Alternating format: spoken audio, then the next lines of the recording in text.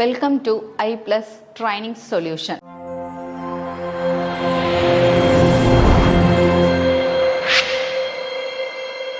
നമ്മളിവിടെ നോക്കാൻ പോകുന്നത് മൈക്രോ പ്രോസസ്സറിന്റെ ബേസിക് ആയിട്ടുള്ള ഒരു കാര്യങ്ങളാണ് നോക്കാൻ പോകുന്നത്. ഫസ്റ്റ് ഓഫ് ആൾ മൈക്രോ പ്രോസസ്സറിന്റെ ഡെഫിനിഷൻ എന്താണെന്ന് നമുക്ക് നോക്കാം. ഓക്കെ, മൈക്രോ പ്രോസസ്സറിന്റെ ഡെഫിനിഷൻസ് എന്ന് പറയുമ്പോഴത്തേക്കും എന്താണ്? ഒരു multipurpose programmable clock driven register based electronic devices ആണ്. അതായത് നമ്മൾ ചെറുപ്പത്തിൽ തന്നെ വളർന്നു വരുമ്പോഴത്തേക്കും നമുക്ക് എന്താണ് സിറ്റ്, സ്റ്റാൻഡ്, വാക്ക് അങ്ങനെയൊക്കെ പറയുമ്പോഴത്തേക്കും സിറ്റ് എന്ന് പറയുമ്പോൾ നമുക്ക് ഇരിക്കണം, സ്റ്റാൻഡ് എന്ന് പറയുമ്പോൾ നിൽക്കണം, വാക്ക് എന്ന് പറയുമ്പോൾ നടക്കണം എന്ന് പറഞ്ഞിട്ട് നമുക്ക് ഇങ്ങനെ ഓരോന്നും പറഞ്ഞു കൊടുത്തിട്ടുണ്ട്. അപ്പോൾ ആ വാക്കുകളൊക്കെ കേൾക്കുമ്പോഴത്തേക്കും നമ്മൾ അതനുസരിച്ചിട്ട് പെർഫോമൻസ് ചെയ്യുന്നുണ്ട്. അതേപോലെ തന്നെ മൈക്രോ പ്രോസസ്സർ എന്ന് പറയുമ്പോഴത്തേക്കും എന്താണ്? നമ്മൾ എന്തെങ്കിലും പ്രോഗ്രാമുകൾ ചെയ്ത് തരുവാണെന്നുണ്ടെങ്കിൽ ആ പ്രോഗ്രാം പറയുന്ന പ്രകാരം, അതായത് പ്രോഗ്രാം എന്ന് പറയുന്നത് ഇൻസ്ട്രക്ഷൻസുകളാണ്. ആ ഇൻസ്ട്രക്ഷൻസുകൾ പ്രകാരം എന്താണ് പ്രോഗ്രാം എക്സിക്യൂട്ട് ചെയ്തിട്ട് പർപ്പസ് ചെയ്തിട്ട് നമുക്ക് ഔട്ട്പുട്ട് തരുന്ന ഒരു ഡിവൈസ് ആണ് മൈക്രോ പ്രോസസ്സർ എന്ന് നമ്മൾ പറയുന്നത്. ഈ മൈക്രോ പ്രോസസ്സർ ഏതെയാണ് റീഡ് ചെയ്യുന്നത് എന്ന് പറഞ്ഞു കഴിഞ്ഞെങ്കിൽ ബൈനറി നമ്പേഴ്സുകളെ ആയിരിക്കും റീഡ് ചെയ്യുന്നത്. അതെന്താ ബൈനറി നമ്പേഴ്സ് എന്ന് പറയുമ്പോഴത്തേക്കും മൈക്രോ പ്രോസസ്സർക്ക് മനസ്സിലാകുന്നത് 0ഉം 1ഉം ആയിരിക്കും.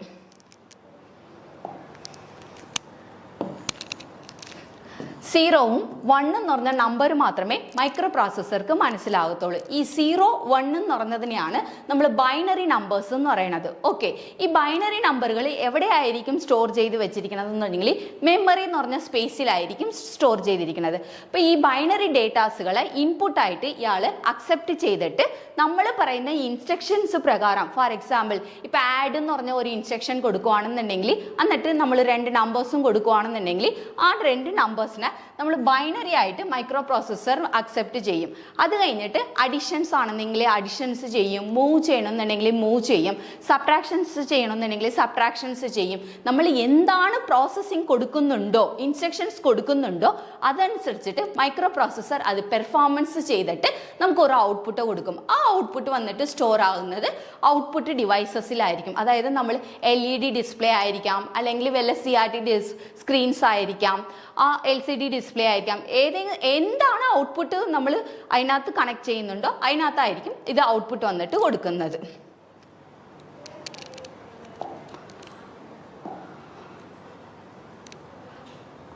ഓക്കെ, അടുത്ത നമ്മൾ മൈക്രോ പ്രോസസ്സർ കമ്മ്യൂണിക്കേഷൻ ചെയ്യുന്നതും ജനറേഷൻസ് ചെയ്യുന്നതും എന്തെന്ന് പറഞ്ഞു? ബൈനറി നമ്പേഴ്സ് ആണെന്ന് പറഞ്ഞു. അതാണ് എന്തെന്ന് പറയുന്നത്? 0സും 1സും എന്ന് പറയണതും. 0സും 1സും എന്ന് പറയുന്നതും. ഓക്കെ, ഇനി മൈക്രോ പ്രോസസ്സറിൽ വന്നിട്ട് മാനുഫാക്ചറിങ് ചെയ്യുമ്പോൾ തന്നെ കുറച്ച് set of instructions already manufacturing ചെയ്യുമ്പോൾ തന്നെ അതിനകത്ത് ഇൻസ്റ്റാൾ ചെയ്ത് വെച്ചിട്ടുണ്ട്. അപ്പോൾ ആ ഇൻസ്ട്രക്ഷൻസുകളെയാണ് നമ്മൾ എന്ത് ചെയ്യണത്? യൂസ് ചെയ്തിട്ട് നമ്മൾ വന്നിട്ട് എന്താണ് പ്രോഗ്രാമിംഗ് ഒക്കെ ചെയ്യുന്നത്. പക്ഷേ ആ ഇൻസ്ട്രക്ഷൻസ്ക്ക് വന്നിട്ട് എന്താണ് നമുക്ക് മനസ്സിലാകണമെന്നുണ്ടെങ്കിൽ ആഡ്, സബ്ട്രാക്ഷൻസ്, അല്ലെങ്കിൽ increment, decrement, move, logical and അങ്ങനെയായിരിക്കും നമുക്ക് പറയുന്നത്. പക്ഷേ മെഷീൻസ്ക്ക് പോയിട്ട് അഡിഷൻ ചെയ്യ്, സബ്ട്രാക്ഷൻ ചെയ്യുമെന്ന് പറഞ്ഞാൽ അതിനെ മനസ്സിലാകത്തില്ല. അപ്പോൾ അതിനെ മനസ്സിലാകുന്ന ഭാഷയിൽ, അതായത് മെഷീൻ ലാംഗ്വേജ് എന്നാണ് അതിനെ പറയുന്നത്, അതിനെ മനസ്സിലാകുന്ന ഭാഷയിൽ ബൈനറി പാറ്റേൺസുകളായിരിക്കും സ്റ്റോർ ചെയ്ത് വെച്ചിരിക്കുന്നത്, ഇൻസ്ട്രക്ഷൻസുകൾ. അതിനെയാണ് നമ്മൾ മെഷീൻ ലാംഗ്വേജ് എന്ന് നമ്മൾ പറയുന്നത്. ഇത് ഈ മെഷീൻ ലാംഗ്വേജ് നോക്കി കഴിഞ്ഞെങ്കിൽ നമുക്ക് മനസ്സിലാകില്ല. ഫോർ എക്സാമ്പിൾ ഇപ്പോൾ ഒരു അഡിഷന്റെ കോഡ് ആണെന്നുണ്ടെങ്കിൽ 000110001 എന്ന് പറയുമായിരിക്കും. എക്സാമ്പിൾക്ക് വേണ്ടിയിട്ടാണ് ഞാൻ ഇത് പറയുന്നത്. പക്ഷേ ഈ കോഡ് ആരെങ്കിലും നോക്കി കഴിഞ്ഞെങ്കിൽ ഈ കോഡ് അഡിഷന്റെ കോഡാണെന്നുള്ളത് എൻ്റെ അടുത്ത് ചോദിച്ചു കഴിഞ്ഞാലും അറിയത്തില്ല, നിങ്ങളുടെ അടുത്ത് ചോദിച്ചാലും അറിയത്തില്ല, അല്ലേ? പക്ഷേ ഇത് മെഷീൻക്ക് മനസ്സിലാകുന്ന ലാംഗ്വേജ് ആയിരിക്കും. അതുകൊണ്ടാണ് ഇതിനെ മെഷീൻ ലാംഗ്വേജ് എന്ന് പറയുന്നത്. പക്ഷേ ഈ കോഡിനെ നമ്മൾ അഡിഷൻ ആണ് അല്ലെങ്കിൽ സബ്ട്രാക്ഷൻ ആണെന്ന് പറയുന്നതിനെയാണ് അസംബ്ലി ലാംഗ്വേജ് എന്ന് പറയുന്നത്. അതായത് നമുക്ക് മനസ്സിലാകുന്ന നിമോണിക്സ് ഭാഷയിൽ പറയുന്ന ഒരു ലാംഗ്വേജിനെയാണ് അസംബ്ലി ലാംഗ്വേജ് എന്ന് പറയുന്നത്. ഇത് ബൈനറി പാറ്റേണിൽ പറയുന്ന ലാംഗ്വേജിനെയാണ് മെഷീൻ ലാംഗ്വേജ് എന്ന് നമ്മൾ പറയുന്നത്.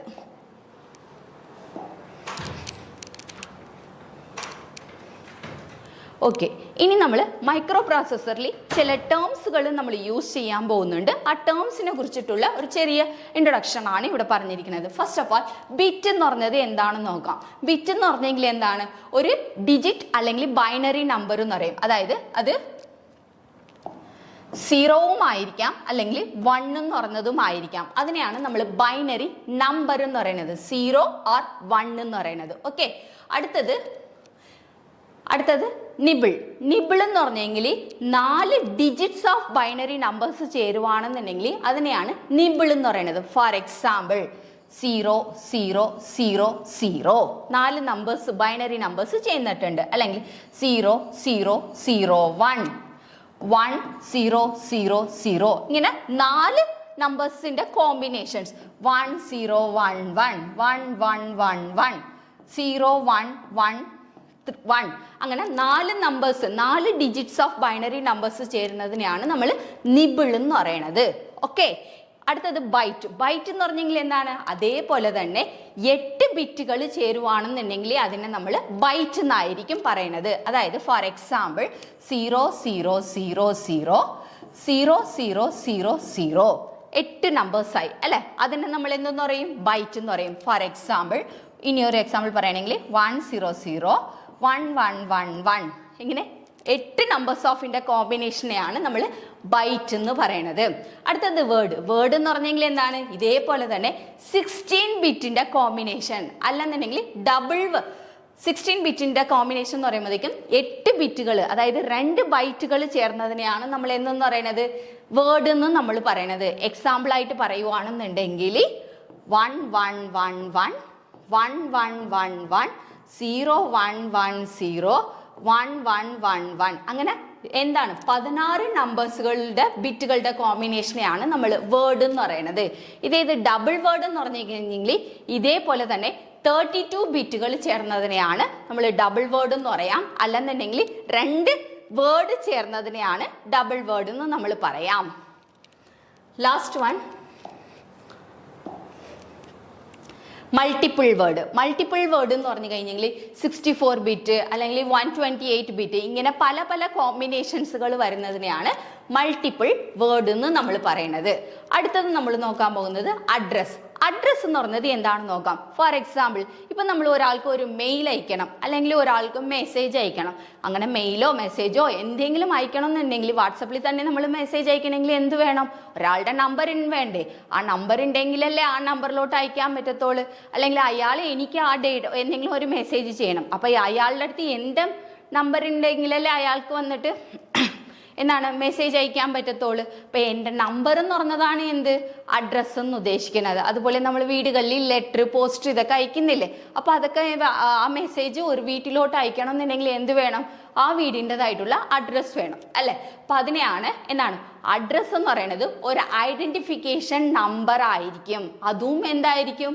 ബൈനറി പാറ്റേണിൽ തന്നെ ആയിരിക്കും. അത് എവിടെയായിരിക്കും സ്റ്റോർ ചെയ്ത് വെച്ചിരിക്കുന്നത്? മെമ്മറി ലൊക്കേഷനെയാണ് ഉദ്ദേശിക്കുന്നത് അഡ്രസ്സ് എന്ന് പറയുന്നത്.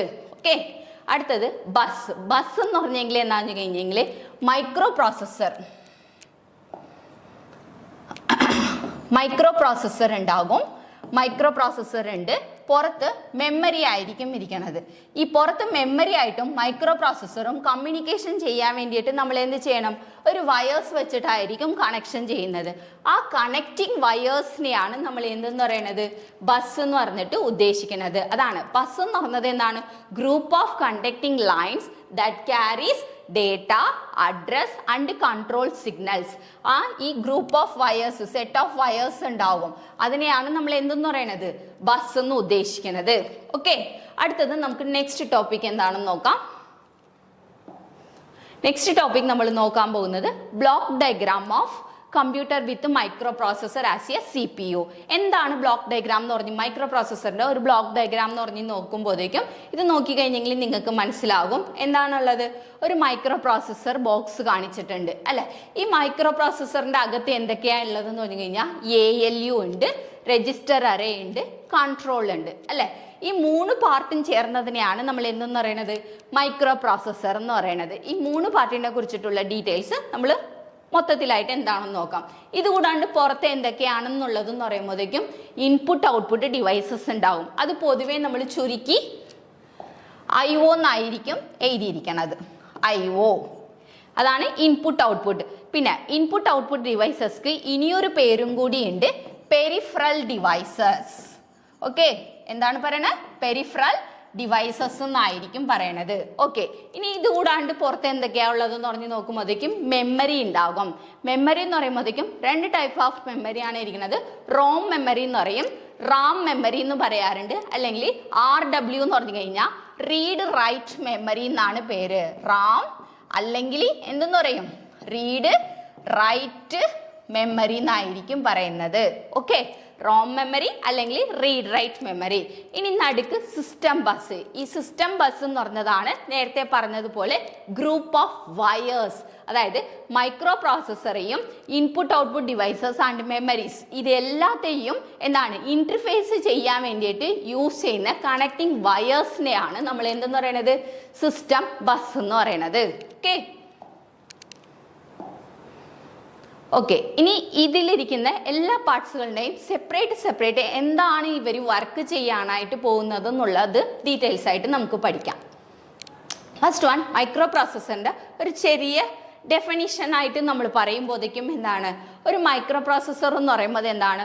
ഒരു സെമി കണ്ടക്ടേഴ്സ് വെച്ചിട്ടാണ് ഉണ്ടാക്കിയിരിക്കുന്നത്. അതുകൊണ്ടാണ് ഇത് സെമി കണ്ടക്ടർ ഡിവൈസ് എന്ന് നമ്മൾ പറഞ്ഞിരിക്കുന്നത്. പിന്നെ ഇതിൻ്റെ അകത്ത് എന്തുണ്ടാവും എന്ന് പറഞ്ഞു കഴിഞ്ഞെങ്കിൽ consisting of electronic logical circuit. എന്താണ് ലോജിക്കൽ സർക്യൂട്ട് യൂസ് ചെയ്തിരിക്കണം എന്ന് പറഞ്ഞു കഴിഞ്ഞാൽ ഞാൻ നേരത്തെ പറഞ്ഞതുപോലെ എന്താണ്? മൈക്രോ പ്രോസസ്സർക്ക് മനസ്സിലാവുന്നത് എന്തുവാപ്പാ? 0ഉം 1ഉം മാത്രമേ മനസ്സിലാവത്തുള്ളൂ അല്ലെ? അങ്ങനെ 0ഉം 1ഉം ഔട്ട്പുട്ട് തരുന്നത് ആണെന്നുണ്ടെങ്കിൽ ഏതായിരിക്കും യൂസ് ചെയ്യുന്നത്? ലോജിക്കൽ സർക്യൂട്ട്സ് അല്ലേ? അതുകൊണ്ടാണ് മൈക്രോ പ്രോസസ്സർ എന്ന് പറഞ്ഞത് എന്തെന്ന് പറഞ്ഞിരിക്കുന്നത്? ഒരു സെമി കണ്ടക്ടർ ഡിവൈസ് ആണ്. ഇതിൽ എന്തുണ്ടാകും? കൺസിസ്റ്റിംഗ് ഓഫ് ലോജിക് സർക്യൂട്ട് ആയിരിക്കും കാണുന്നത്. ഓക്കെ, ഇനി മൈക്രോ പ്രോസസ്സർ എന്താണ്? ഡിഫറെന്റ് എന്താണ് പെർഫോമൻസ് ചെയ്യുന്ന ഒരു ഡിവൈസ് ആണ്. നമ്മൾ പറയുന്നത് ഡെസിഷൻസ് പ്രകാരം എന്താണ്? അത് ഒരേ പ്രോഗ്രാംസുകളെ എക്സിക്യൂട്ട് ചെയ്യുന്നതായിരിക്കും. ഓക്കെ, ഇപ്പം നമ്മൾ നേരത്തെ കണ്ട ഫിഗറിൽ എന്തുണ്ടായിരുന്നു? മൈക്രോ പ്രോസസ്സറിൻ്റെ പറഞ്ഞ ബ്ലോക്കിനകത്ത് എന്തുണ്ടായിരുന്നു? ഇതാണ് മൈക്രോ പ്രോസസ്സർ എന്ന് പറയുമ്പോഴേക്കും അല്ലേ? മൈക്രോ പ്രോസസ്സർ എന്ന് പറയുമ്പോൾ ഇതാണ് അല്ലെ? ഈ മൈക്രോ പ്രോസസ്സറിന്റെ അകത്ത് എന്താണ്? 3 സെഗ്മെന്റ്സുകളാണ് ഉള്ളത്. ഏതൊക്കെയാണെന്ന് പറയുമ്പോൾ ഏതാ? ALU ഉണ്ട്, രജിസ്റ്റർ, അറേ ഉണ്ട്, പിന്നെ മൂന്നാമത്തത് കൺട്രോൾ യൂണിറ്റ് ഉണ്ട്. ഇതൊക്കെ എന്താണ്? PSC ക്വസ്റ്റ്യൻസിൽ വരുന്ന ചോദ്യങ്ങളാണ്. മൈക്രോ പ്രോസസ്സറിന്റെ അകത്ത് എന്തുണ്ടാവും എന്ന് പറഞ്ഞ് ചോദിക്കും. എന്താന്ന് പറഞ്ഞു കഴിഞ്ഞാൽ അടുത്ത ടോപ്പിക്കായിട്ട് നമ്മൾ കുറച്ച് കഴിഞ്ഞിട്ട് ലാസ്റ്റ് ഒരു മൈക്രോ കൺട്രോളർന്ന് പഠിക്കും. അപ്പൊ ഇങ്ങനെ വ്യത്യാസം ചോദിക്കാറുണ്ട്. മൈക്രോ പ്രോസസ്സർക്കും മൈക്രോ കൺട്രോളർക്കും ഉള്ള വ്യത്യാസങ്ങളായിട്ട് എന്ന് പറയുമ്പോഴേക്കും ഇങ്ങനെ മൈക്രോ പ്രോസസ്സറിന്റെ അകത്ത് എന്തുണ്ടാകും? ALU, രജിസ്റ്റേഴ്സ്, പിന്നെ കൺട്രോൾ യൂണിറ്റ് ഉണ്ടാകും. ഇത് മൈക്രോ കൺട്രോളർ എന്ന് പറഞ്ഞ് ചോദിക്കുമ്പോഴേക്കും എന്താണ്? ഈ ഒരു സാധനങ്ങളും കൂടി, അതായത് ഈ പുറത്തിരിക്കുന്ന സാധനങ്ങളില്ലേ, ഇൻപുട്ട് ഔട്ട്പുട്ട് ഡിവൈസസ്, മെമ്മറീസ്, ഇതെല്ലാം കൂടി മൊത്തത്തിൽ ചേർന്നതിനെയാണ് നമ്മൾ മൈക്രോ കൺട്രോളർ എന്ന് പറയുന്നത്. ഇതൊക്കെ PSCയിൽ വരുന്ന ചോദ്യങ്ങളാണ്. അപ്പൊ ഒരു ഇങ്ങനെ മൈക്രോ പ്രോസസ്സർ കൺസിസ്റ്റിംഗ് ഓഫ് താഴത്ത് വന്നിട്ട് ഇങ്ങനെ ഓപ്ഷൻസ് തരും. ALU, register unit, control unit എന്ന് പറഞ്ഞ ഒരു ഓപ്ഷൻ ഉണ്ടാകും. അടുത്ത ഇതിൽ ALU, register, control unit, memory എന്ന് ഉണ്ടാകും. അടുത്തത് ALU, register, control unit, memory and IO devices, timer എന്നൊക്കെ ഉണ്ടാകും. അപ്പൊ ഈ 3 നിങ്ങൾ ഏത് ഓപ്ഷൻസ് യൂസ് ചെയ്യും? ഏതാണ്? ALU, registers, control units. Okay അല്ലേ? എന്താണെന്നെങ്കിൽ ഇതിൻ്റെ കൂടെ മെമ്മറിയും പിന്നെ എന്താണ് ഇൻപുട്ട് ഔട്ട്പുട്ട് ഡിവൈസസും കൂടി വന്നു കഴിഞ്ഞാൽ അത് എന്തായി പോകും? ഇതെല്ലാം കൂടി ഒരു ഇതായിട്ട് വന്നു കഴിഞ്ഞാൽ ഒരു ചിപ്പിൽ തന്നെ വന്നു പോയി കഴിഞ്ഞാൽ അതിനെ എന്തെന്ന് പറയണം? മൈക്രോ കൺട്രോളർ എന്നായിരിക്കും പറയേണ്ടത്. അതുകൊണ്ട് മൈക്രോ പ്രോസസ്സർ എന്ന് പറയുമ്പോഴേക്കും 3 സെഗ്മെന്റ്സ് ആണ് ഉള്ളത്. ALU, register, array, control unit എന്ന് പറഞ്ഞിട്ട്. ഇനി ഒരേ പാർട്ടുകളുടെ കുറിച്ചിട്ടുള്ള ഡീറ്റെയിൽസ് നമുക്ക് നോക്കാം. ഫസ്റ്റ് ഓഫ് ആൾ ALU എന്താണെന്ന് നോക്കാം. ALUയുടെ ഫുൾ ഫോം എന്താണെന്ന് പറയുമ്പോഴേക്കും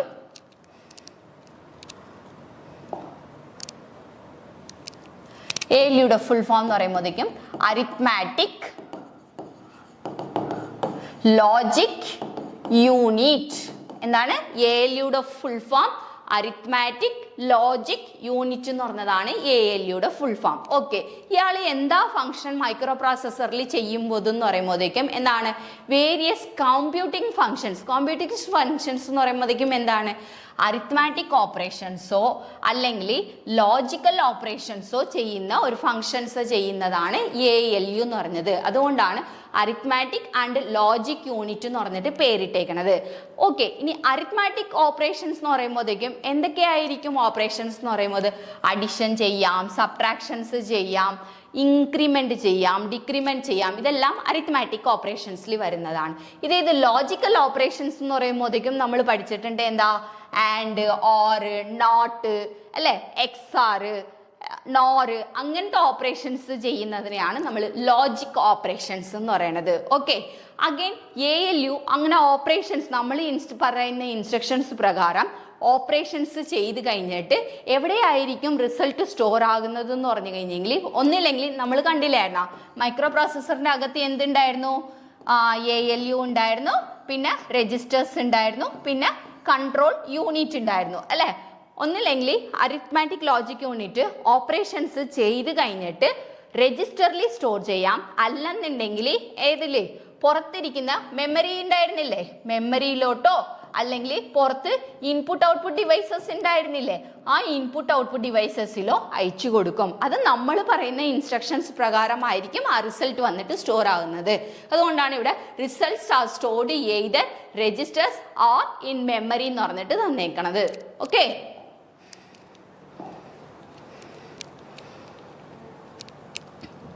അടുത്തത് ഇനി മൈക്രോ പ്രോസസ്സറിന്റെ അകത്ത് രണ്ടാമത്തെ സെഗ്മെന്റ് എന്തായിരുന്നു? രജിസ്റ്റർ എന്നായിരുന്നു. അത് രജിസ്റ്റർ അറേ എന്ന് പറഞ്ഞിട്ടായിരിക്കും നമ്മൾ പറയണത്. എന്തുകൊണ്ടാണ് രജിസ്റ്റർ അറേ എന്ന് പറഞ്ഞു കഴിഞ്ഞെങ്കിൽ ഒരേ ഒരു രജിസ്റ്റർ മാത്രമല്ല ഇരിക്കണത്, ഒരു ഗ്രൂപ്പ് ഓഫ് സ്പേസ് ആണ് അതിനകത്ത് ഇരിക്കുന്നത്. അതുകൊണ്ടാണ് ഒരു രജിസ്റ്റർ അറേ എന്ന് പറഞ്ഞിട്ട് തന്നിരിക്കുന്നത്. ഈ രജിസ്റ്റർ അറേ എന്തിനു വേണ്ടിയിട്ടാണെന്ന് പറഞ്ഞു കഴിഞ്ഞെങ്കിൽ പ്രൈമറി ആയിട്ട് മൈക്രോ പ്രോസസ്സർ ഡേറ്റാസുകൾ സ്റ്റോർ ചെയ്യാൻ വേണ്ടിയിട്ടാണ്. അതായത് മൈക്രോ പ്രോസസ്സറിന്റെ അകത്ത് എന്തുണ്ട്? ALU, രജിസ്റ്റേഴ്സ്, അല്ലെ, പിന്നെ കൺട്രോൾ യൂണിറ്റ്, പുറത്താണ് മെമ്മറി ഉള്ളത്, പിന്നെ ഇൻപുട്ട് ഔട്ട്പുട്ട് ഡിവൈസസ് ഉണ്ട്, അല്ലെ? അപ്പൊ ഈ മെമ്മറിന്നായിരിക്കുമല്ലോ ഡേറ്റാസ് മൈക്രോ പ്രോസസ്സർ വന്നിട്ട് വാങ്ങിക്കണത്. അപ്പൊ ഈ മൈക്രോ പ്രോസസ്സർ വന്നിട്ട് വാങ്ങിക്കുന്ന ഡേറ്റാസ് ടെമ്പററി ആയിട്ട് മൈക്രോ പ്രോസസ്സർ എവിടെയെങ്കിലൊക്കെ കൊണ്ടുവന്ന് വെക്കണ്ടേ, അല്ലെ? നമ്മളിപ്പോ വീട്ടിൽ ഒരു സാധനം വാങ്ങിച്ചു കൊണ്ടുവന്നു, ഷോക്കേസിൽ വെക്കാൻ പോകുന്ന ഒരു സാധനമാണ് വാങ്ങിച്ചു കൊണ്ടുവന്നിട്ടുണ്ടെന്നുണ്ടെങ്കിലും വീടിന്റെ അകത്ത് കയറ്റി കഴിഞ്ഞാൽ എവിടെയെങ്കിലും വെക്കണ്ടേ ടെമ്പററി ആയിട്ട്? അങ്ങനെ ടെമ്പററി ആയിട്ട് വെക്കാൻ വേണ്ടിയിട്ട് യൂസ് ചെയ്യുന്ന ഒരു സ്പേസിനെയാണ് നമ്മൾ എന്തെന്ന് പറയുന്നത്? രജിസ്റ്റർ എന്ന് പറയുന്നത്. എന്നിട്ട് നമ്മൾ എന്തെങ്കിലും ഇൻസ്ട്രക്ഷൻസ് പറയുമ്പോൾ അരിത്മാറ്റിക് ലോജിക് യൂണിറ്റ് എന്ത് ചെയ്യും? ഈ രജിസ്റ്റേഴ്സിൽ നിന്ന് ആ ഡേറ്റാസുകളെ വാങ്ങിച്ചിട്ട് അഡിഷൻ ചെയ്യാൻ പറഞ്ഞു കഴിഞ്ഞാൽ അഡിഷൻ ചെയ്യും, സബ്ട്രാക്ഷൻ ചെയ്യാൻ പറഞ്ഞാൽ സബ്ട്രാക്ഷൻ ചെയ്യും. അങ്ങനെ നമ്മൾ പറയുന്ന ഇൻസ്ട്രക്ഷൻസ് പ്രകാരം അത് ചെയ്യും. അപ്പൊ അതുകൊണ്ടാണ് രജിസ്റ്റേഴ്സ് എന്ന് പറയുന്നത് എന്താണ്? Primarily used to store data temporarily, okay, for the execution of a പ്രോഗ്രാംക്ക് ആവശ്യമായിട്ടുള്ള ഡേറ്റാവ് എന്താണ് പ്രൈമറിലി ആയിട്ട് ടെമ്പററി ആയിട്ട് സ്റ്റോർ ചെയ്യുന്ന ആ ഒരു സ്പേസിനെയാണ് നമ്മൾ രജിസ്റ്റർ അറേ എന്ന് നമ്മൾ പറയുന്നത്. ഓക്കെ, ഇതിൽ കുറേ രജിസ്റ്റേഴ്സ് ഉണ്ടെന്നുണ്ടെങ്കിലും ചില രജിസ്റ്റേഴ്സുകൾ മാത്രം എന്ത് ചെയ്യാം? യൂസേഴ്സ്ക്ക് യൂസ് ചെയ്യാൻ പറ്റും. യൂസർ എന്ന് പറഞ്ഞു കഴിഞ്ഞാൽ നമ്മളാണ്, അതായത് നമ്മളാണല്ലോ ഈ മൈക്രോ പ്രോസസ്സർ പ്രോഗ്രാം ചെയ്യുന്നത്.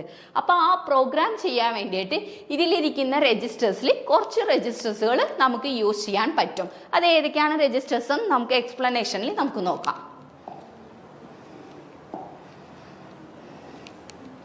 ഓക്കെ, ഇനി മൈക്രോ പ്രോസസ്സറിന്റെ മൂന്നാമത്തെ പാർട്ട് എന്തായിരുന്നു? Control unit. അതെന്തിനാ കൺട്രോൾ യൂണിറ്റ്? ഇപ്പം നമ്മൾ ഒരു ക്ലാസ് തന്നെ നടക്കുകയാണെന്നുണ്ടെങ്കിൽ ആ ക്ലാസ്സിൽ കുട്ടികൾ ഇഷ്ടത്തിനെ ആയിരിക്കും ഇരിക്കുന്നത്. അതിനെയൊക്കെ കൺട്രോൾ ചെയ്യണമെന്നുണ്ടെങ്കിൽ എന്ത് വേണം? ഒരു ടീച്ചർ എന്തായാലും വേണ്ടേ? അവരല്ലേ, ആ ടീച്ചറല്ലേ കൺട്രോൾ സിഗ്നൽസ് വന്നിട്ട് അവിടെ ഇരിക്കൂ, നേരെ ഇരിക്കൂ, പഠിക്ക്, അങ്ങോട്ടേക്ക് പോ ഇങ്ങോട്ടേക്ക് പോ എന്ന് പറയണത് അല്ലേ? അപ്പൊ കൺട്രോൾ യൂണിറ്റ് എന്ന് പറയുമ്പോഴേക്കും എന്താന്ന് കഴിഞ്ഞാൽ, അതായത് മൈക്രോ പ്രോസസ്സർ അയാൾ വർക്ക് ചെയ്യാൻ വേണ്ടിയിട്ട് ആവശ്യപ്പെടുന്ന കൺട്രോൾ സിഗ്നൽസ്, അതായത് റീഡ് ചെയ്യി. ഇപ്പോൾ എന്താണ്, മൈക്രോ പ്രോസസ്സർ ഉണ്ട്, ഇതാണല്ലോ മൈക്രോ പ്രോസസ്സർ. മൈക്രോ പ്രോസസ്സർ ഉണ്ട്, പുറത്തായിരിക്കുമല്ല മെമ്മറിയും ഇൻപുട്ട് ഔട്ട്പുട്ട് ഡിവൈസസും ഉള്ളത്. മൈക്രോ പ്രോസസ്സർക്ക് നമ്മൾ പറയണേന് മെമ്മറിയിൽ പോയിട്ട് ഡേറ്റാവ് റീഡ് ചെയ്യ്, ഇൻപുട്ട് ഡിവൈസസിൽ നിന്ന് ഡേറ്റാവ് റീഡ് ചെയ്യ്, അല്ലെങ്കിൽ മൈക്രോ പ്രോസസ്സറിൽ നിന്ന് ഡേറ്റാവ് മെമ്മറിയിലോട്ട് സെൻഡ് ചെയ്യ്, ഔട്ട്പുട്ട് ഡിവൈസസിലോട്ട് സെൻഡ് ചെയ്യുമെന്ന് പറയുമ്പോഴത്തേക്കും നമുക്ക് എന്താണ് റീഡ് ചെയ്യ്, റൈറ്റ് ചെയ്യ് അല്ലെ. അങ്ങനെ നമ്മൾ കൺട്രോൾ സിഗ്നൽസ് നമ്മൾ കൊടുക്കുന്നുണ്ട് അല്ലെ. അപ്പൊ ആ ഒരു കൺട്രോൾ സിഗ്നൽസ് കൊടുക്കുന്ന ഒരു യൂണിറ്റ് ആണ് മൈക്രോ പ്രോസസ്സറിൽ വരുന്ന കൺട്രോൾ യൂണിറ്റ് എന്ന് പറയുന്നത്. പിന്നെ ഒരു പർട്ടിക്കുലർ ടൈമിൽ ഈ പ്രോസസ്സ് വന്നിട്ട് ചെയ്തിട്ടുണ്ടാവണം അല്ലെ, പതുക്കെ പോയി ഡേറ്റാസ് വാങ്ങിച്ച് കൊണ്ടുവരണേ അല്ല അല്ലെ. ഇത് മൈക്രോ പ്രോസസ്സർ എന്ത് ചെയ്യും, ഒരു ടൈമിംഗ് വെച്ചിട്ടായിരിക്കും മൈക്രോ പ്രോസസ്സർ മെമ്മറിയിൽ നിന്ന് ഡേറ്റാസ് വാങ്ങുന്നതും അങ്ങോട്ടേക്ക് കൊടുക്കുന്നതും ആയിരിക്കും. അപ്പോൾ എന്താണ് കൺട്രോൾ യൂണിറ്റ് എന്ന് പറയുമ്പോഴത്തേക്കും എന്താണ്, ഒരു ടൈമിംഗ് ആൻഡ് കൺട്രോൾ സിഗ്നൽസ് കൊടുക്കുന്ന ഒരു യൂണിറ്റ് ആണ് കൺട്രോൾ യൂണിറ്റ് എന്ന് പറയുമ്പോഴത്തേക്കും. ഇതെന്ത് ചെയ്യും, it controls the flow of data between micro processor and memory. അതായത് മൈക്രോ പ്രോസസ്സറിൽ നിന്ന് മെമ്മറിയിലോട്ടോ അല്ലെങ്കിൽ മൈക്രോ പ്രോസസ്സറിൽ നിന്ന് ഇൻപുട്ട് ഔട്ട്പുട്ട് ഡിവൈസസിലോട്ടോ ഡേറ്റാസ് ട്രാൻസ്ഫർ നടക്കണ്ടേ, അത് കൺട്രോൾ ചെയ്യുന്ന ഒരു യൂണിറ്റ് ആണ് കൺട്രോൾ യൂണിറ്റ് എന്ന് പറയുന്നത്. ഓക്കെ, അപ്പൊ നമ്മൾ എന്തൊക്കെ നോക്കിയായിരുന്നു, മൈക്രോ പ്രോസസ്സറിന്റെ അകത്തിരിക്കുന്ന 3 സെഗ്മെന്റ്സ് ആണ് നമ്മൾ നോക്കിയത്. ഏതൊക്കെയാണ് സെഗ്മെന്റ്സ് എന്ന് പറയുമ്പോൾ ഒന്ന് പറഞ്ഞ എല്ലാവരും. മൈക്രോ പ്രോസസ്സർ ഇതാണ്. മൈക്രോ പ്രോസസ്സറിന്റെ അകത്തിരിക്കുന്ന 3 സെഗ്മെന്റ്സ് ഏതാണ്, അരിത്മാറ്റിക് ലോജിക് യൂണിറ്റ്, രജിസ്റ്റേഴ്സ്, പിന്നെ കൺട്രോൾ യൂണിറ്റ്. ഇതിനൊന്നും കൂടി നമ്മൾ പറയുവാണെന്നുണ്ടെങ്കിൽ എന്താണ്, അരിത്മാറ്റിക് ലോജിക് യൂണിറ്റ് എന്തിനു വേണ്ടിയിട്ടാണ്, എന്താണ് അഡീഷൻസ് സബ്ട്രാക്ഷൻസ് അല്ലെങ്കിൽ ലോജിക്കൽ ഓപ്പറേഷൻസ് ചെയ്യാൻ പറ്റുന്ന ഒരു യൂണിറ്റ് ആണ് അരിത്മാറ്റിക് ലോജിക് യൂണിറ്റ് എന്ന് പറയുന്നത്. ഇതിற்கு ആവശ്യപ്പെടുന്ന ഡേറ്റാവ് ടെമ്പററി ആയിട്ട് സ്റ്റോർ ചെയ്യുന്ന ഒരു സ്പേസിനെയാണ് നമ്മൾ രജിസ്റ്റേഴ്സ് എന്ന് പറയുന്നത്. ഇങ്ങനെ ഇത്രയും ഓപ്പറേഷൻസുകൾ നടക്കണമെന്നുണ്ടെങ്കിൽ സം കൺട്രോൾ സിഗ്നൽസ് കൊടുക്കുന്ന ഒരു യൂണിറ്റ് ആണ് കൺട്രോൾ യൂണിറ്റ് എന്ന് നമ്മൾ പറയുന്നത്.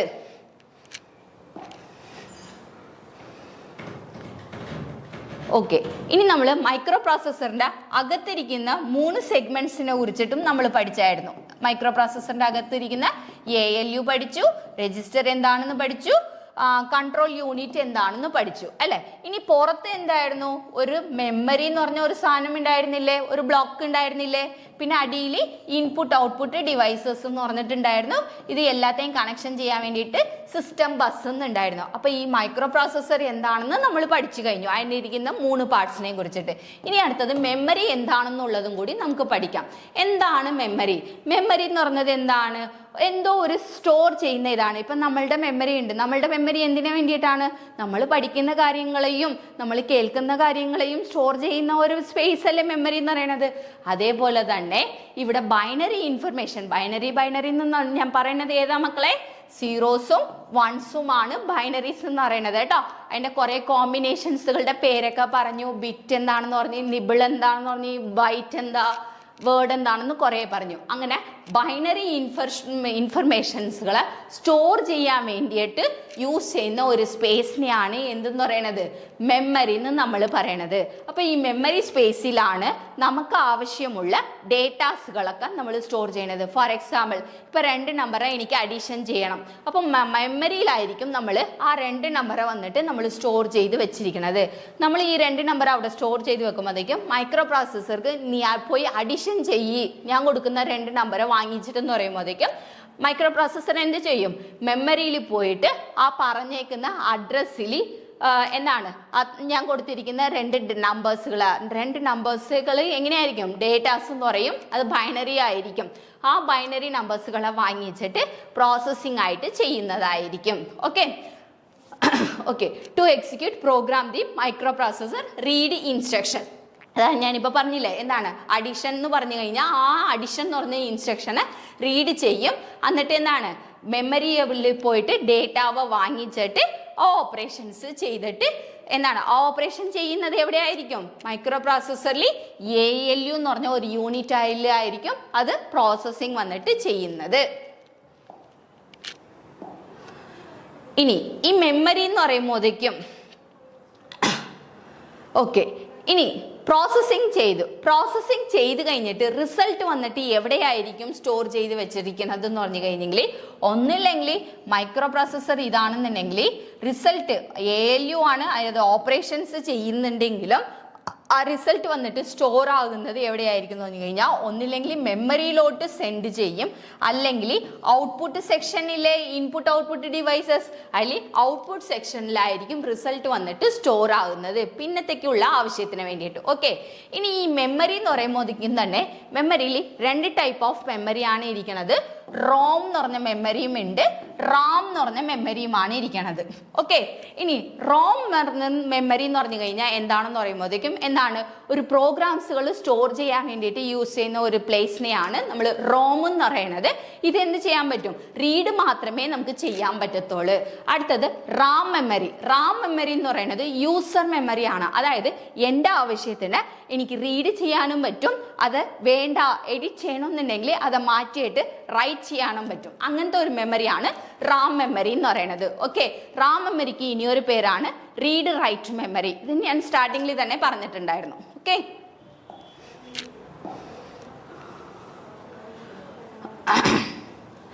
ഓക്കെ, ഇനി മൈക്രോ പ്രോസസ്സർ എന്താണ്, കീബോർഡ് നമ്മൾ പറയണം. കീബോർഡ് എന്ന് പറയുമ്പോഴത്തേക്കും 2 ടൈപ്പ് ഓഫ് കീബോർഡ്സുകളാണ് നമ്മൾ ഇവിടെ യൂസ് ചെയ്യുന്നത്. അതെന്താ കീബോർഡ്സ് എന്ന് പറയുമ്പോഴത്തേക്കും ആസ്കി കീബോർഡ്സ് അല്ലെങ്കിൽ ഹെക്സാ കീബോർഡ്സ് എന്നായിരിക്കും അതിനെ പറയുന്നത്.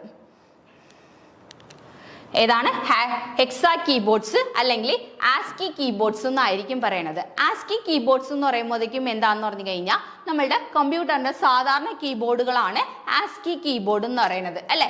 ഇത് ഹെക്സാ കീബോർഡ് എന്ന് പറയുമ്പോഴത്തേക്കും ഹെക്സാ ഡെസിമൽ വെച്ചിട്ടുള്ള കീബോർഡുകളാണ് നമ്മൾ ഇവിടെ വന്നിട്ട് യൂസ് ചെയ്യുന്നത്. കൂടുതലും നമ്മളുടെ കോളേജ് ലാബുകളിൽ അല്ലെങ്കിൽ സിമ്പിളായിട്ട് യൂസ് ചെയ്യാൻ വേണ്ടിയിട്ട് ഹെക്സാ കീബോർഡ്സുകളൊക്കെ ആയിരിക്കും നമ്മൾ ഇവിടെ യൂസ് ചെയ്യുന്നത്.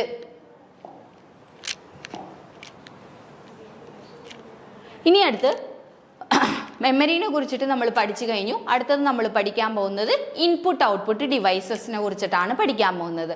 അതായത് മൈക്രോ പ്രോസസ്സർ പറഞ്ഞിട്ട് നോക്കുമ്പോഴേക്കും എന്താണ്, മൈക്രോ പ്രോസസ്സർ ഉണ്ടായിരുന്നു, അടുത്തത് മെമ്മറി ഉണ്ടായിരുന്നു, അടുത്തത് ഇൻപുട്ട് ഔട്ട്പുട്ട് ഡിവൈസസ്. ഇതെല്ലാത്തെയും കണക്ഷൻ ചെയ്യാൻ വേണ്ടിയിട്ട് സിസ്റ്റം ബസ് എന്ന് പറഞ്ഞിട്ട് കണക്ടിങ് വയേഴ്സ് ഉണ്ടാവും എന്നും ഞാൻ പറഞ്ഞിട്ടുണ്ടായിരുന്നു അല്ലെ. അപ്പൊ ഇപ്പം ലാസ്റ്റ് ആയിട്ട് നമ്മൾ പഠിക്കാൻ പോകുന്നത് ഇൻപുട്ട് ഔട്ട്പുട്ട് ഡിവൈസസിനെ കുറിച്ചിട്ടാണ്. ഓക്കെ, ഈ ഇൻപുട്ട് ഔട്ട്പുട്ട് ഡിവൈസസ് എന്ന് പറയുന്നത് മൈക്രോ പ്രോസസ്സറിന്റെ ഒരു 3ാമത്തെ കോമ്പണന്റ് ആയിട്ടായിരിക്കും വരുന്നത്. ഇതെന്താണ്, മൈക്രോ പ്രോസസ്സർ പുറത്തുള്ള വേൾഡ് ആയിട്ട് കമ്മ്യൂണിക്കേഷൻസ് ചെയ്യുന്ന ഒരു പാർട്ടാണ് ഇൻപുട്ട് ഔട്ട്പുട്ട് ഡിവൈസസ് എന്ന് പറയുന്നത്. ഈ ഇൻപുട്ട് ഔട്ട്പുട്ട് ഡിവൈസസ് എന്ന് പറയുമ്പോഴേക്കും ഇതിനെ ഇനിയൊരു പേരായിട്ട് നമ്മൾ പെരിഫറൽ ഡിവൈസസ് എന്നും കൂടി നമുക്ക് പറയാറുണ്ട്. ഓക്കെ, ഇനി ഇൻപുട്ട് എന്ന് പറയുമ്പോഴേക്കും എന്താണ് ഇൻപുട്ട് ഡിവൈസസ് എന്ന് പറയുമ്പോഴേക്കും ഏതൊക്കെയാണ് ഇൻപുട്ട് ഡിവൈസസ് എന്ന് പറയുമ്പോഴേക്കും കീബോർഡ് സ്വിച്ചസ് വന്നിട്ട് നമ്മൾ യൂസ് ചെയ്യാറുണ്ട്. കീബോർഡ് സ്വിച്ചസ് യൂസ് ചെയ്യാറുണ്ട്.